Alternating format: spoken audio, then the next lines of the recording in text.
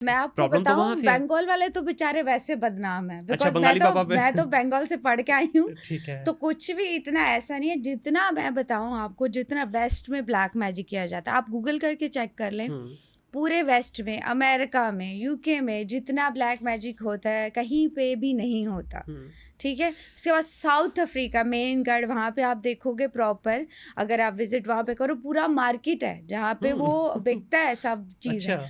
तो वो ऑब्वियसली जो है वो चीज़ें हैं। और फिर लोगों का जो अकीदा, बीइंग अ मुस्लिम, मैं तो फॉलो भी करती हूँ इन चीज़ों को, और हमें अपनी लिमिट्स भी पता है। सर मैं तो कहती हूँ हफ्ते का हाल जो बताते हैं वो सबसे बड़े झूठे हैं। हुँ, आप देखो, बीइंग एस्ट्रोलॉजर, हुँ, ये कहना कि वो तो अपना यूट्यूब कमा रहे हैं, वो तो अपना पैसा कमा रहे हैं। हाँ, मैं पहली बंदी खुद एक क्वालिफाइड एस्ट्रोलॉजर हो के मैं बताती हूँ। बिल्कुल जी, बीइंग एस्ट्रोलॉजर मैं जो कहती हूँ कि सबसे बड़े झूठे वो हैं जो हफ्ते का हाल बताते हैं। हुँ। सॉरी टू से, क्योंकि सम टाइम चैनल्स पे मुझे भी बुला लेते हैं